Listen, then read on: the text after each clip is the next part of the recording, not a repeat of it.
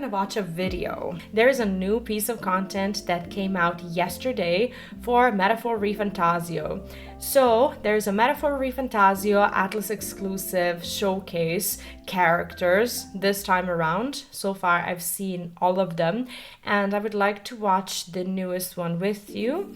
I do have to give you a spoiler warning as there's a possibility that this contains spoilers that you may not want to see regarding characters until the release of the game. And I believe the release of the game is in October, which we will be playing through together here on the channel. Today we're gonna watch the characters showcase. So question before I start watching, how many of you have seen anything regarding Metaphor? Is this something that you are even remotely interested in, or... Okay, we're gonna start watching. Spoiler alert has been given. For those of you who don't know, Metaphor ReFantazio, this is a new game in development currently by ATLUS, and it's something that people consider to be the next Persona with a little bit of more of a mature theme, so no high school. It's set in a different world, in a different universe, but with a lot of similarities. So if you like Persona, if you like Shin Megami Tensei, and if you're an overall, fan of ATLUS JRPGs, I think that this is something that you might be interested in. So if you haven't seen it, this is an 18-minute video. We're probably going to watch it for a little bit longer, and then after that we'll be playing Shin Megami Tensei. So that's your last spoiler warning. Looked into it, but I haven't pre-ordered. Yeah, I haven't yet, but I definitely will be playing it. It's really looking like a fantastic game. Also, Street Walk fan, welcome back. Hope you're doing well today. Are we gonna watch it? Let's do it. I'm gonna be pausing a little bit. I'll try not to pause too much, but I'll want to talk about it, so...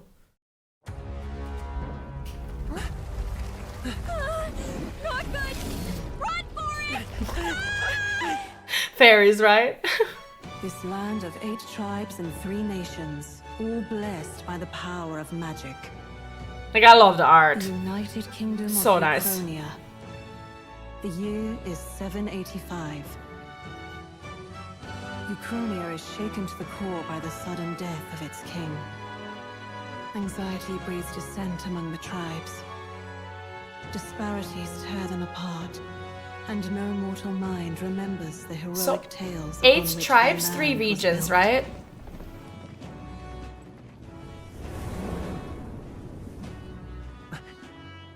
Very anime. Love it. By this story of fantasy, may this faded world be painted anew.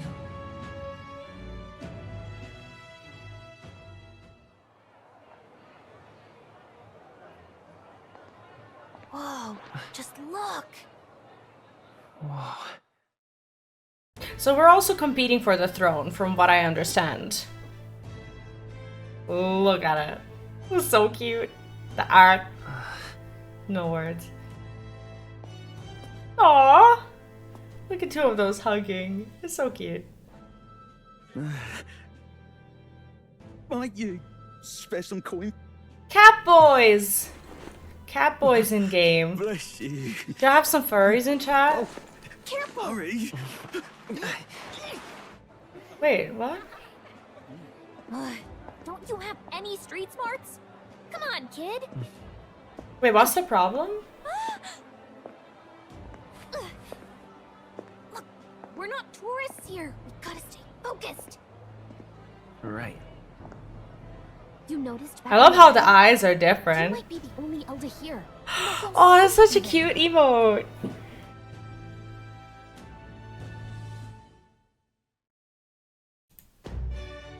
Hello everyone, I am Katsura Hashino, the director of Metaphor. My representative works include Shin Megami Tensei 3, Persona 3, Persona 4, and Persona 5. In the previous showcases, we Played have introduced Persona? you to the story and the world in which the main characters will be competing in the Royal Tournament. In this ATLUS exclusive Metaphor ReFantazio Character Edition showcase, we'll be looking at the campaign in its early stage, introduce the rival candidates and their believers, the fascinating supporters who help the protagonist win the election, and the bonds he will form with these characters. I will introduce them in more depth than what we have done in previous exclusives. So, do consider that I haven't finished playing the Final Fantasy XIV MSQ, and I don't know if what I'm saying has any worth, therefore, but I don't know if this story is in any way, shape, or form going to remind me of the 14 MSQ, where we essentially have Wuklamat kind of competing for like the throne, but instead it's us competing. Hello, Kamazot, and welcome back. I have not seen the new Deadpool movie. Also, thanks for the follow. Please stick to English, by the way. Otherwise, welcome. We will continue to introduce new information about Metaphor on the ATLUS YouTube channel. So please be sure to subscribe to our channel. Now, let's begin the Character Edition Showcase.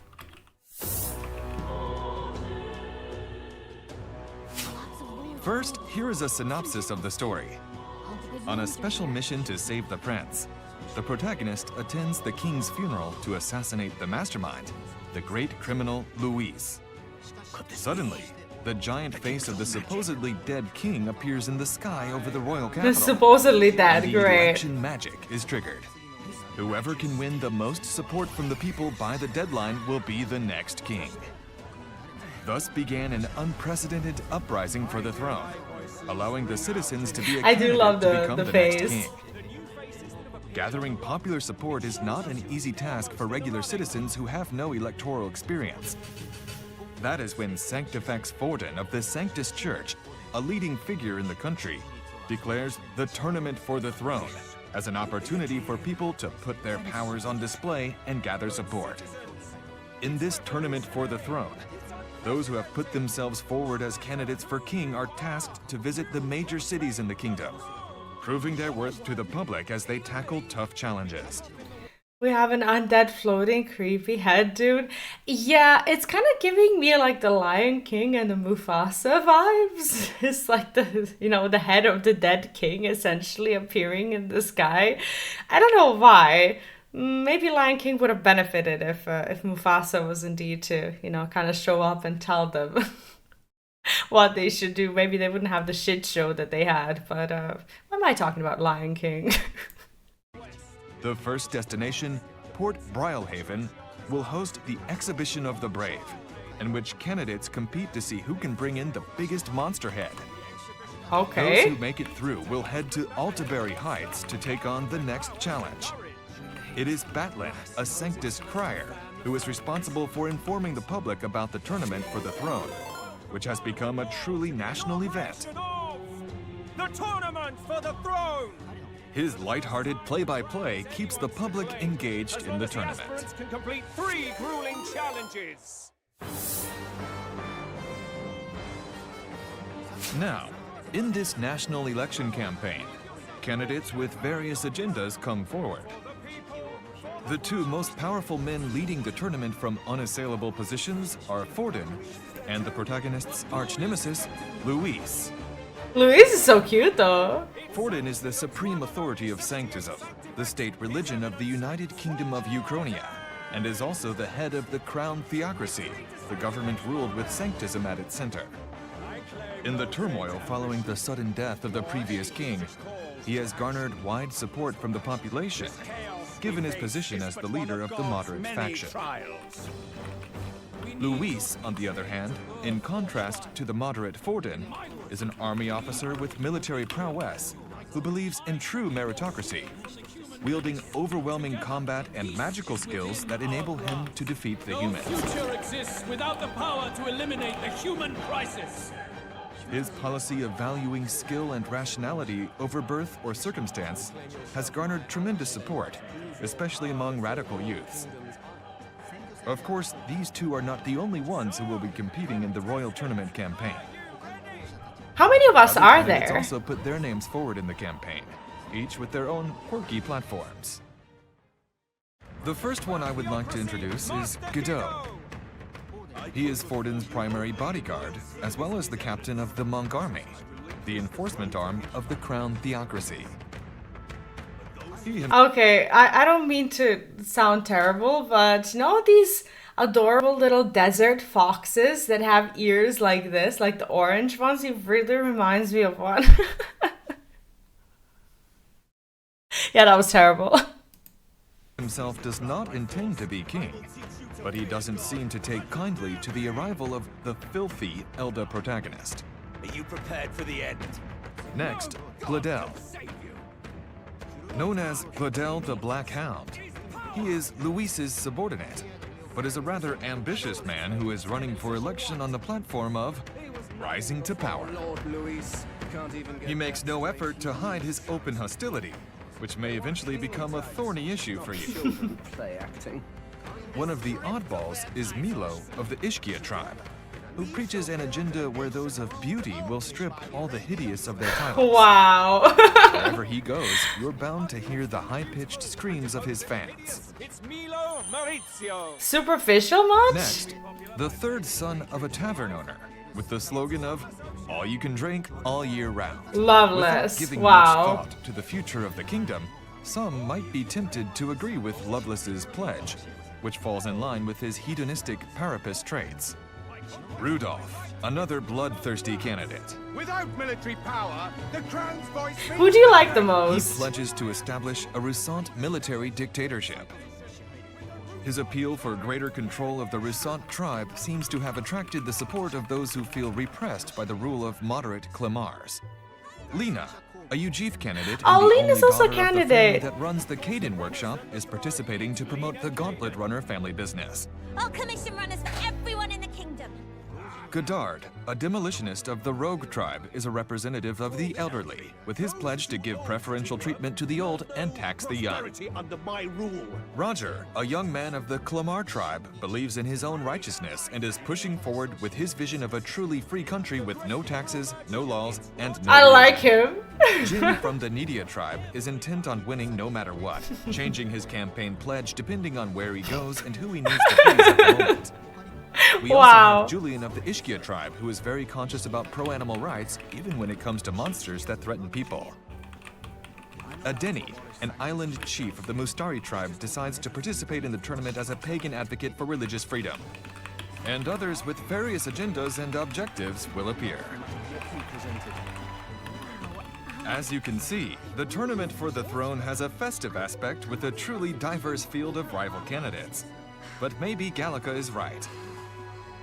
If one of these candidates become king, the country will face bigger problems. will make our kingdom powerful beyond.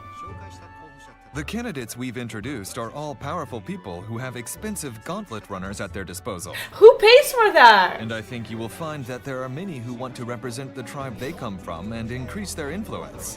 Like, from what I'm seeing, it's looking like every single one of them has a considerable political campaign fund. But who's funding each one of these campaigns? Do we not have like a single struggling candidate who can't even get a bike, let alone a flying boat? However, some of these rivals are so impacted by the protagonist's actions down the line that they later become his supporters. Oh, so you can I won't go undermine into detail them. now, but I hope you will look forward to that as well. Papa! Posters highlighting the candidates' pledges are posted in cities with influential power. Very You may want to political listen so to far. people's opinions as you walk the streets to see what they think of the candidates' promises and claims made in speeches. Chat. I don't know if I like that. There's During too the election many. period, the protagonist's popularity ranking in the race can be checked by pressing a specific button in the overworld. At the beginning, the protagonist's support ranking starts in a rather low position, around 8,121st place, as you see here. This is not a simulation game where the popularity ranking fluctuates in real time, so it is only a flavor element of the game. but these rankings will change significantly as the campaign progresses. I don't know, it sounds kind of important. I didn't realize that that is the actual goal of the game. Now maybe I'm misunderstanding it, but it sounds really political to the point that you're basically winning the game by being more popular with the people and winning the election. Is this like an election simulator? I hope not. The protagonist is a nobody at the lowest level in the country. Of course, he is not the kind of person that anyone would expect to be king. You will feel the dynamics of this royal tournament campaign as you watch the ranking gradually change with the results of completing your missions and through your actions Invincible towards the people noodles. of the city.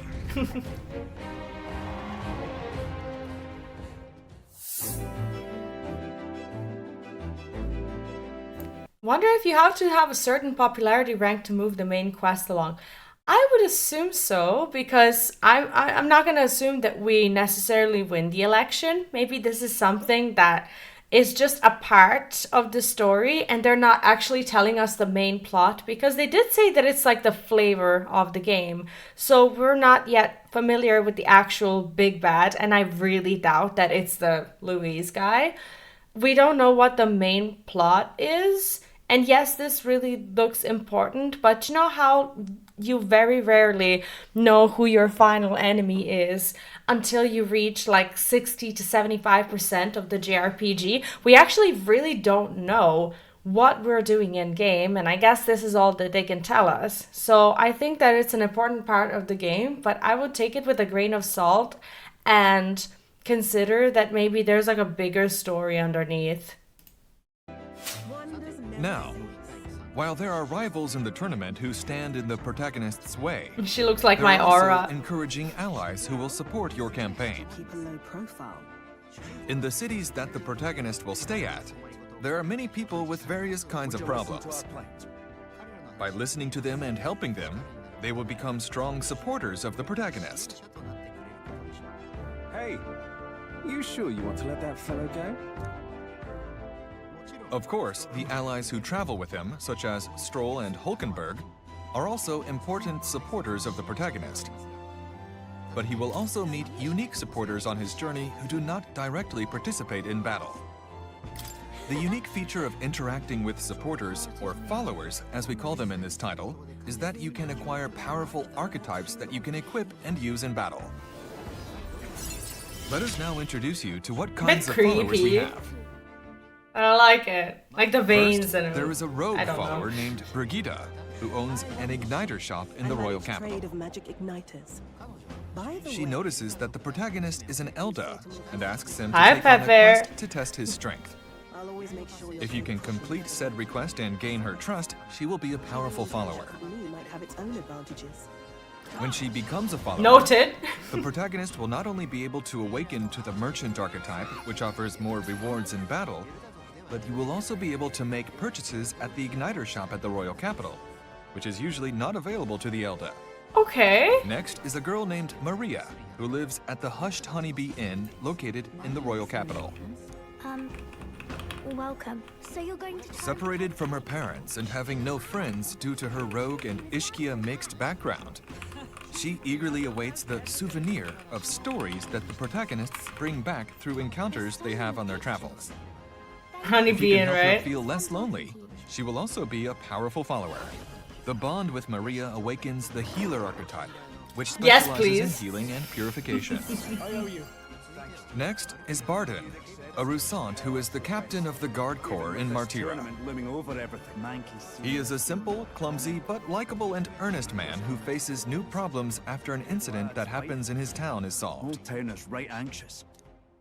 By supporting him, he will become a strong follower. Your bond with him awakens the commander archetype, which can bend the flow of battles to your will. From what I'm seeing, at least some of the spells have the same names. So Markukaja or Maracuja, which would be like the previous a previous version of the spell. At least they've kept these, which I think if you've played any of the Shin Megami Tensei or Persona games and you want to play this one, it's gonna make it at least a little easier. Bond with him awakens the commander archetype, which can bend the flow of battles to your will. I owe you. Thank you. Much thanks. Like Barden, we meet Alonzo in Martira, an elusive and enigmatic young man of the Nydia tribe. Look at his eyes. Holy shit. His smooth talk leads the protagonist to undertake a certain quest. So pretty. You must never show a scoundrel. Even though he swings the protagonist around with his words and actions that go back and forth, he ends up being a one-of-a-kind follower. If you can strengthen your bond with him, you will be able to awaken the Faker that can be used as a trump card to tackle difficult enemies. Last but not least is that's Katharina, OP. a bounty hunter. The bounty hunter. She is one of the protagonist's followers, but she is also a candidate herself who stands up for her tribe, the Parapus, which is often looked down upon, with the pledge to make them wealthier. We'll have our guillotines sharpened and our wallets open. From the bond you form with her, Literally you can Vieira's. awaken the Brawler archetype, which can deliver decisive blows. While they may be rivals in the campaign together, I'm just worried that I'm gonna have such a massive FOMO when it comes to picking who I'm gonna have in my party, because it sounds like everybody's useful in their own way, you know? I don't know if I'm comfortable with having just 4 places when I want to play with all of this. I feel like I'll just be playing this game for like hundreds of hours just to see all of the combos that you can make with different party members. It looks so good. You can swim me around, right? they do form a strong bond, allowing the protagonist and Katharina to create a unique relationship. We invite you to see for yourself how the competition between the candidates will play out. Yeah, I do In hope addition everyone to the gains followers experience. introduced here, you can also bond with fellow party members such as Stroll and Hulkenberg and build a follower relationship with them. But they already Interacting follow with us. Characters of all ages, tribes, and values, and from different perspectives, will give you a new experience unlike any you have had in previous titles. Strengthening bonds with followers can lead to the evolution of archetypes to higher levels and the unlocking of abilities that will give you a strategic advantage. So please be proactive and talk to your followers when you see them in town or in Gauntlet Runners. You can check this. These Persona games and this game, they have you do things that you would never do in real life. It's like, please go around, talk to everyone, try to make these bonds. It's like, only in game, please, thank you. Status of your interactions with your followers, as well as the archetypes and abilities you have acquired through them at any time in the main menu, which will help you strategize how to use your time during the operation periods. In addition, the follower characters are also voiced by talented voice actors, which we believe will provide a deeper game experience. Can't wait to see who the task is. Yeah. How did you like it? We are pleased to announce that we have released new information on quite a few characters. Was there a character you liked among the unique candidates and followers? Let us know your favorite in the comments. I don't know if we'll cross One of the most exciting aspects of this game system is the fact that the bonding process increases the number of very powerful archetypes. Thinking about what battles you can fight with the archetypes do you this acquire from the followers every you time. meet will play a large role in your strategies. It is up to you, the player, to choose a follower Have you ever played Plague Incorporated? strategies. If you have, this overlay, this type of overlay is going to be very familiar to you. It's essentially a game where you are a virus or a parasite or something that is aimed to destroy the world. So you have to plant yourself in a certain continent and spread yourself around the world. And this is what, like, this hexagon board kind of is the kind of talent tree that you have in Plague Incorporated. And Plague Incorporated is the kind of game that I played for a lot of hours. So as soon as I see this, I'm like thinking about those like virus evolutions. I really shouldn't. It is up to you, the player, to choose a follower in favor of strategy, or choose a follower whose circumstances are of interest to you. So story or It is well worth usefulness? giving thought to, so I hope you look forward to it. Yes, please. Up to this point, we have introduced the battle system, the dungeons, the story, and the characters. However, a new and different aspect of Metaphor is the element of enjoying daily activities on your journey. In the next showcase, I will So finally cool. introduce the journey aspect in detail, so please stay tuned. Once again, Metaphor is scheduled for release this fall on October 11th, 2024. Both the physical and digital editions are available for pre-orders, so please pre-order your copy or add it to your wish list. Along with the standard edition, a digital deluxe edition commemorating the 35th anniversary of the ATLUS brand is also available. You can also get additional pre-order bonuses, so make sure to pre-order today. See you at the next So ATLUS pretty. exclusive showcase. Thank you very much for your time today.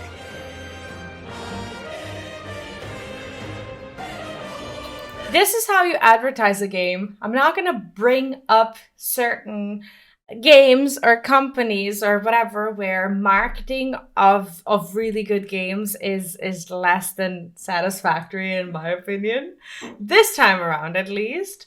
But I will say that making these types of videos where you're actually showing the people what the game is and still getting them excited without necessarily spoiling them the game is the right way to go about it. And this is why I have massive respect for ATLUS and how they do these showcases. We will watch the next one as well.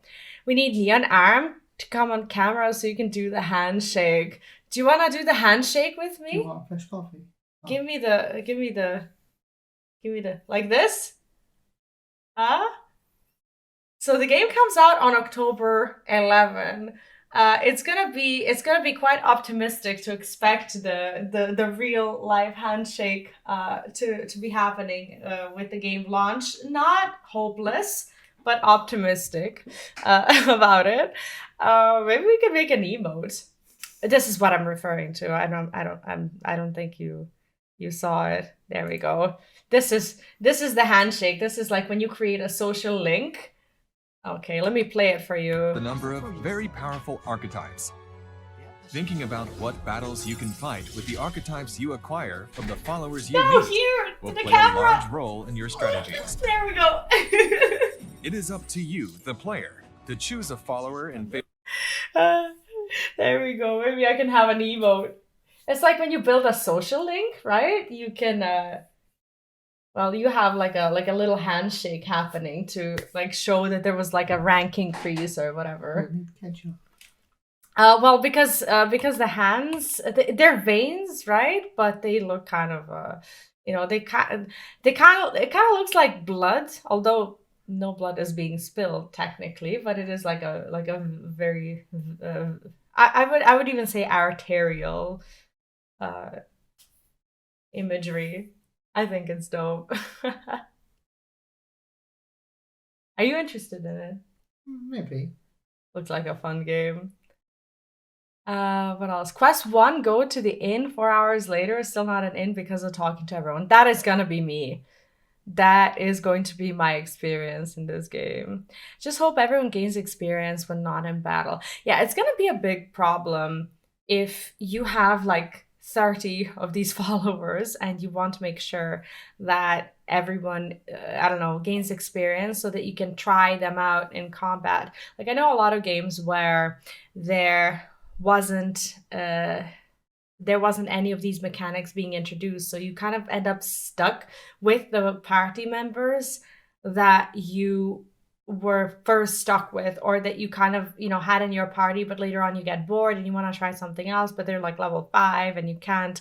So that would be annoying. And I'm not sure if they mentioned this at all in the previous showcases. I might have to rewatch them to kind of, you know, say for sure. But I think the games have evolved to the point that they will introduce something like that. For example, in Persona 3 Reload, there's that clock that when you go into it, you can essentially kind of level up the lowest party members. I'd love to hear what you think about the game, and if you have maybe some sort of a favorite when it comes to these characters, you can listen to.